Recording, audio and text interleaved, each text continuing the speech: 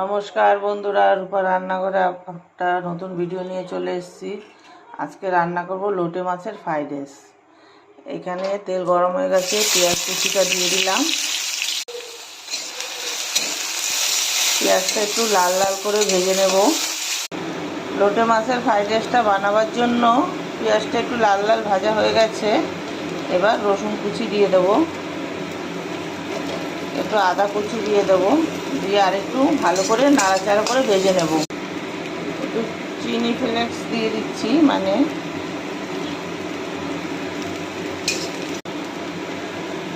কুচনো টমেটো দিয়ে দিচ্ছি।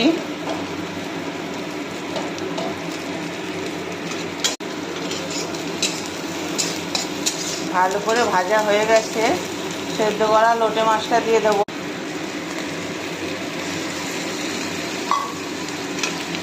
সেদ্ধ করা লোটে মাছটা দিয়ে ভালো করে নাড়িয়ে নেব। এর মধ্যে একটু লঙ্কার গুঁড়ো দিয়ে দিলাম,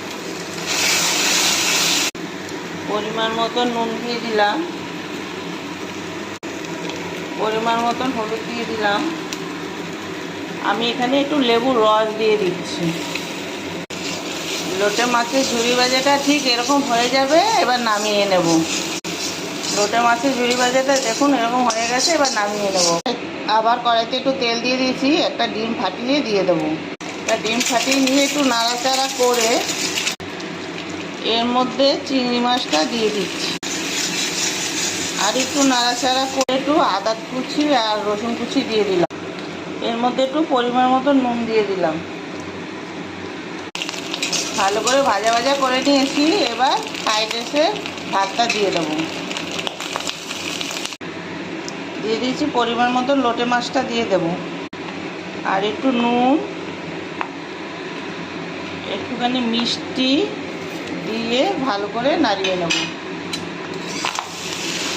আর একটু লেবুর রস দিয়ে দেবো। এখন গ্যাসটা পুরো বাড়িয়ে এটাকে নাড়িয়ে নিতে হবে। লোটে মাছের পোলাও, আমি কোনো কালার ইউজ করিনি, সেই জন্য এরকম হয়েছে। লোটে মাছের ফ্রাইড রাইস, সরি পোলাও বলে ফেলেছি। লোটে চিংড়ি দিয়ে ফ্রাইড রাইস। আপনারা এরকম করে বানিয়ে খাবেন। যদি ভালো লাগে একটা শেয়ার, লাইক, সাবস্ক্রাইব করবেন। আবার একটা নতুন ভিডিও নিয়ে দেখা হবে।